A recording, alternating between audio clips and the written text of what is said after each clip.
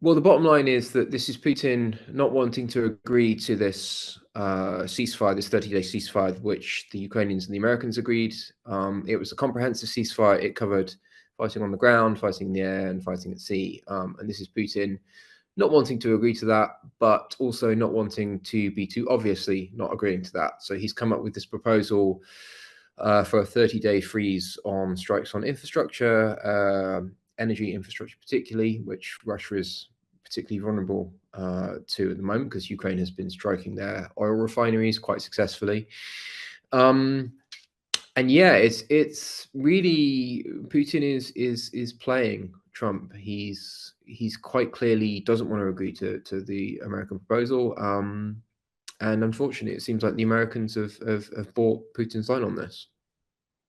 With Trump, the most important thing for him is getting some form of normalization with Russia. He doesn't really care how he gets that. He doesn't really care how the war ends, as long as the war ends.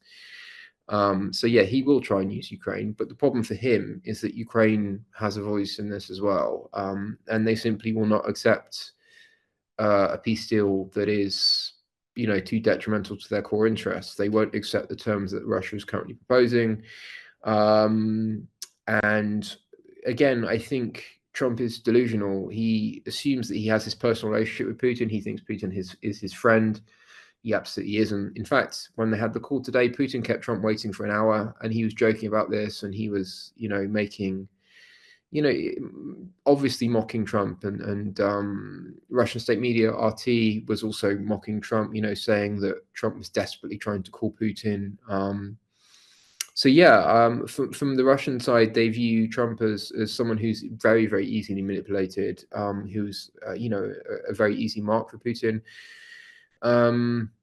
And from the US side, they seem to be desperate for Russia's approval. I mean, it's kind of pathetic, really, the way that they behave towards Russia, and it's a way that they behave towards almost nobody else.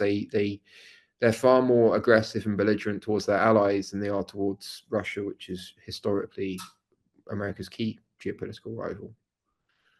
Well, I mean, they've got nothing out of Russia at all. And if Trump thinks that he can use Russia to put pressure on Iran, he's deluded. Iran has been supplying Russia with the drones, the very drones that were actually flying above Kyiv about an hour ago that were getting shot down by the Ukrainian air defense units. They are originally Iranian. The Iranians know them as the Shahid, and the Russians call them Jiran drones. They're kind of doodle bugs armed with propellers, relatively cheap. They fire them at us almost every night. And Russia has been supplying Iran with, hard currency and apparently missile technology as well. So Iran and Russia have been partners. They've been working together, and the idea that all of a sudden Russia is going to turn on its ally, one of its most supportive allies, is just it's a non-starter. I think the other issue, if you're talking about proliferation, I mean, countries that never before were talking about acquiring nuclear weapons are now openly talking about acquiring nuclear weapons. What has happened in Ukraine, and also the American behavior, has made a lot of countries think, well, we can't rely on the Americans. We also look at this world where borders are now decided by force. So we need to get a nuclear weapon. The Poles are openly talking about this. A number of other countries are as well. So, if they don't want, nuclear weapons to proliferate, they're both going about it the absolute wrong way. What has Russia actually agreed to do, and what has Iran agreed to do, and how does that relationship work looking forward? All Russia has said is that they will, try and help America in its goal to stop Iran gaining a nuclear weapon, but they haven't done anything concrete. And this is a country that repeatedly lies. It lies as easily as it breathes. We don't need to go back, that long. Obviously, Russia talked about they never were going to invade Ukraine, and it was all a hoax, and blah blah blah blah blah. And if you look at the Russian claims throughout this conflict, it's been one lie after another. Almost nothing that they have said is true. They were talking about the fact that they've had all these Ukrainian troops surrounded in Kursk. That was another lie. No Ukrainian troops were surrounded in Kursk. I have that on good authority from multiple sources, and also from You can talk to the Ukrainian government; they'll also say there's also independent monitors. And funny enough, also Russian military bloggers on Telegram, they are also completely honest about this. They said, well, no, there was no Ukrainian soldiers that were encircled in Kursk. So funnily enough, you have Russian military bloggers, you have the Ukrainians, and you have kind of independent analysts all saying the same thing. And yeah, it's unfortunately, again, it's a case of Trump buying these obvious lies, which are obvious to pretty much everyone but him. I think for the Russians, they're not going to throw Iran under the bus. What you're seeing is it's an alliance of convenience. They're both they both found themselves outside the kind of order of civilized nations. Is probably the wrong word. Nations that are within kind of the established legal framework. They're both subject to sanctions, as was North Korea, which is another ally of Russia. So you had these countries which couldn't really trade with anyone else, but they could, but in very limited amounts. And they had stockpiles of weapons that Russia needed. So Russia obviously was heavily incentivized to deal with them. And also Iran, obviously the whole deal with Iran is that the Americans want to stop them getting a nuclear weapon, but I think that's almost certainly impossible at this point. If you genuinely wanted to stop Iran from getting a nuclear weapon, you probably have to invade Iran and occupy the entire country. I don't think there's any way that you can stop Iran from getting a nuclear bomb now. Just simply because the program is advanced, the sites are relatively hardened, and also it's quite difficult. If a country is determined to get a nuclear weapon and they're determined to suffer the consequences, the economic and potentially military consequences of obtaining a nuclear weapon, they'll generally get one. I mean, you saw this with North Korea, which incredibly poor country that was willing to starve its own people to get a nuclear weapon, but they got a nuclear weapon, and now they've got a credible nuclear deterrent. Same with Pakistan, also suffered significant hardships to get a nuclear weapon, which they saw as absolutely critical via India. So yeah, it's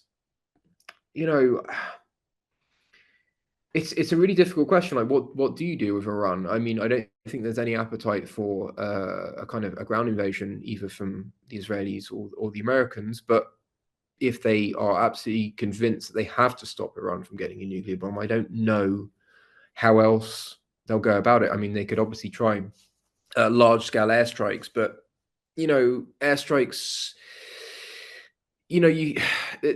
they're quite a blunt instrument, really. I mean, even with the most sophisticated of smart bombs, PGMs, you can only really do so much. And if a nuclear weapons program is hardened, if it's distributed across the country, if it's if they've spent enough money, and the Iranians have spent quite a lot of money on this, I think it will be difficult to destroy just with airstrikes alone, unfortunately.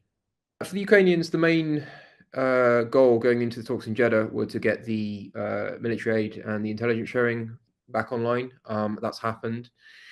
In regards to this 30-day pause in strikes on infrastructure and energy infrastructure, doesn't really affect them that much. I mean, obviously that they have been carrying out quite effective strikes on Russian oil refineries. So if they have to pause that for a while, that won't be ideal. But then again, they'll still have a lot of other targets they can hit inside Russia.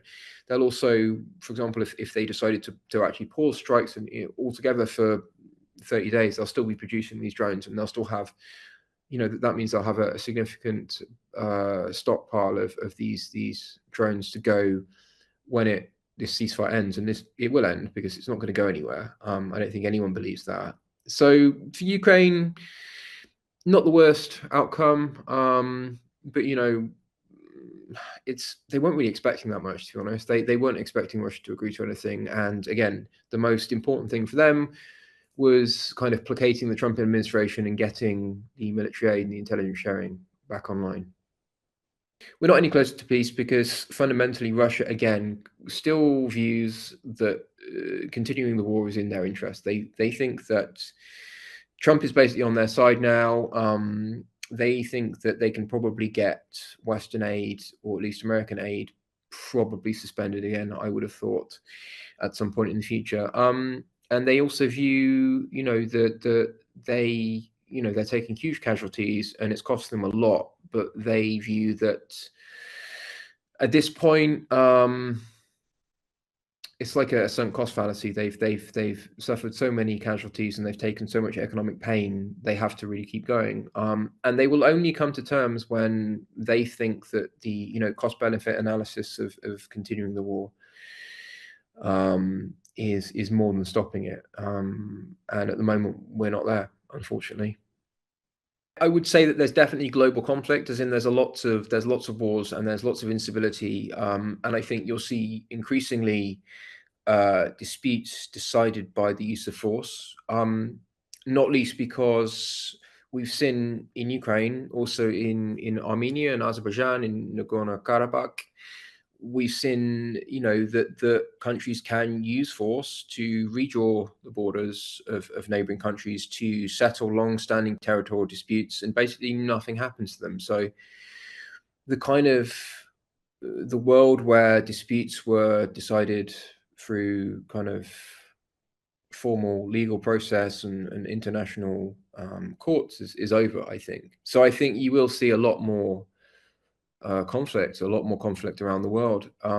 Will it become some form of kind of merged global conflict where you have defined parties on either side? Probably not. I don't think so. Not like we had in World War One or World War Two. And I think the reason for that is nuclear weapons. Quite frankly, you have many of these countries that will be involved in these conflicts have significant nuclear weapons. The opposing sides would also have nuclear weapons, and you'll probably see, as in Ukraine, you'll see that these nuclear weapons have a deterrent effect on any other countries that want to meaningfully get involved, that would want to militarily intervene. Because I think if Russia didn't have nuclear weapons, I think the West would have definitely intervened militarily, because Russia without nuclear weapons is nothing, to be honest.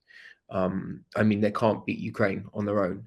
So, they going up against even just Europe, let alone the United States, would have been a pretty short war, to be honest.